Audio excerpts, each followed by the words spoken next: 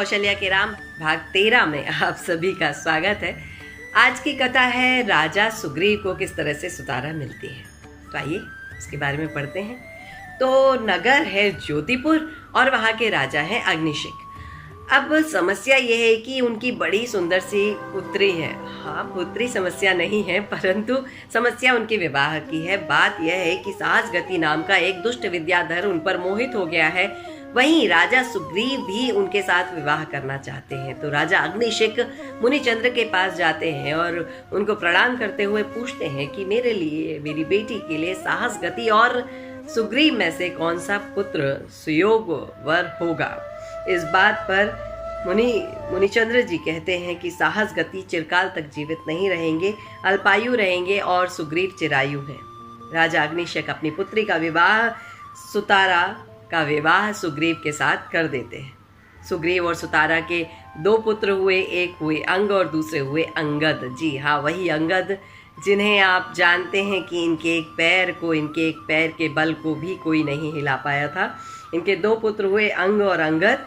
सहस्रगति जो है वह एक विद्या सिद्ध करने के लिए जाते हैं। इस विद्या का नाम है शेयुषी और इस विद्या की आराधना करने से उन्हें रूप बदलने की प्रेरणा, रूप बदलने का साहस प्राप्त होने वाला है और वह हिमवान पर्वत पर जाते हैं और वहां जाकर अपनी विद्या सिद्ध करने का प्रयास करने लगते हैं।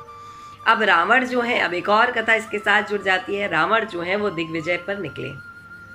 अब भ्रमण करते करते सभी विद्याधरों को जीतते हुए रुतनुपुर के राजा इंद्र के समक्ष पहुंच जाते हैं। उनको जीतने के लिए प्रवृत्त होते हैं। खरदूषण भी रावण के साथ हो गए, इसलिए खरदूषण को राजा दशानन अपना सेनापति नियुक्त कर लेते हैं।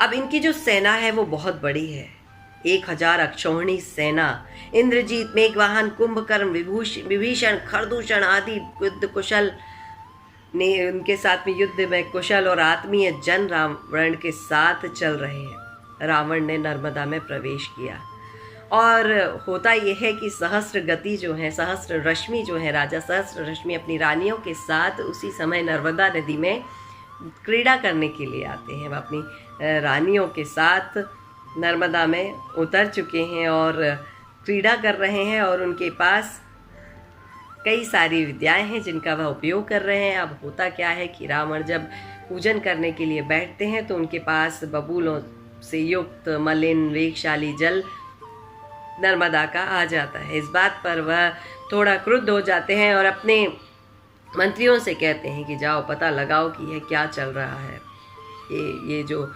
अशुद्ध जल है ये यहाँ पर कहाँ से आया। इस बात पर और वह अपनी जो हाथ में प्रतिमा लेकर बैठे हुए हैं जिनराज की, वह उठाकर खड़े हो जाते हैं। मंत्रीगण जाते हैं और पता करते हैं तो उन्हें पता चलता है कि कोई सुंदर सा मनुष्य है जो स्त्रियों के बीच बैठकर जल क्रीड़ा कर रहा है। इस बात पर राजा क्रोध में आ जाते हैं और राजा रावण पता करना चाहते हैं कि अगर वह जल क्रीड़ा कर रहा है तो ठीक है, परंतु इतना सारा गंदा जल, अशुद्ध जल यहाँ तक कैसे आया। तो वह कहते हैं उनके पास नाना प्रकार के यंत्र हैं।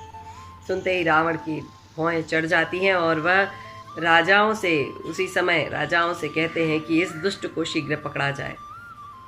आज्ञा देकर रावण पुनः नदी के किनारे रत्न और स्वर्ण चांदी से निर्मित द्रव्य से प्रभु की पूजा आराधना करने लगते हैं, जिन प्रतिमा की पूजा करने लगते हैं। शत्रु को आता देखकर सहस्र रश्मि थोड़ा सा भय खाते हैं और क्रोधित भी हो जाते हैं और विद्याधरों की सेना को देखते हैं, इसलिए वह वियोग की रचना कर लेते हैं। अब वियोग की रचना का अर्थ है कि वह अपने सहस्र रश्मि अपने सभी सामंतों को युद्ध के लिए बुला लेते हैं। युद्ध भयंकर होता है। रावण दशानन स्वयं युद्ध करने के लिए आता है, परंतु रावण से दशानन की अक्षौहिणी सेना के सामने सहस्र रश्मि की जो छोटी सी सेना है, सामंतों की सेना है, वह कम पड़ जाती है और सहस्र रश्मि के माथे पर रावण एक भाला फेंक कर मारते हैं, जिससे वह बेहोश हो जाते हैं और सहस्र रश्मि वहाँ पर बेहोश होकर डले हैं। रावण उछलकर उन्हें पकड़ लेता है। अब कथा थोड़ा दूसरा रूप धारण करती है। जो सहस्र रश्मि है उनके पिता सतबाहु दिगंबर मुनि धारण कर चुके थे। उन्हें जंघाचारण क्रिया रिद्धि प्राप्त हो चुकी है। तो वह मुनिराज को दूर से खड़ा देखकर मुनिराज के पास रावण जाते हैं, पूछते हैं कि मुनिराज आपके इस समय युद्ध काल में पवित्र रूप के इस जगह पर आने का कारण क्या है?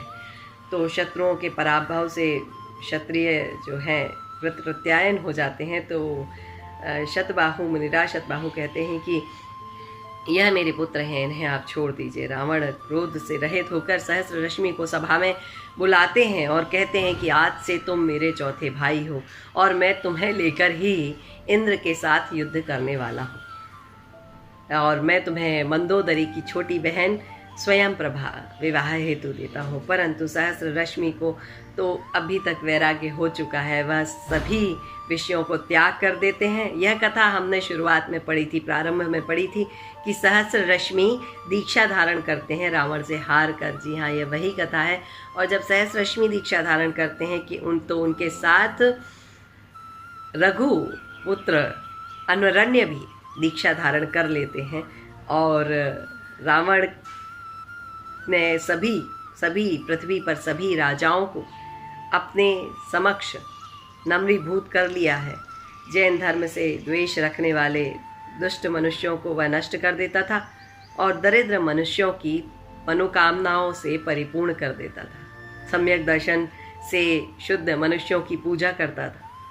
जिनेंद्र मुद्रा धारण करने वाले मुनियों को कोटि प्रणाम करता था। जी हाँ, यह वही रावण है जो बड़े अद्भुत हैं, जिनके पास बहुत ज्ञान है। तो इस कथा में एक बात और है कि जब रावण वो कैलाश पर्वत उठा रहे थे ना, तो कैलाश पर्वत के नीचे दब गए थे दशानन और वह चिल्लाने लगे थे, वह रोने लगे थे, इसीलिए उनका नाम रावण पड़ गया था।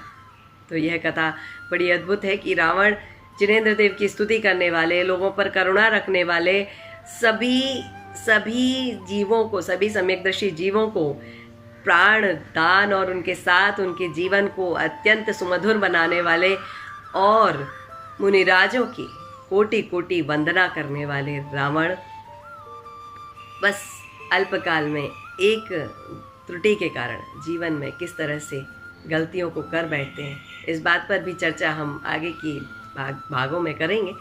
तब तक के लिए नमस्कार, प्रणाम, सादर जय।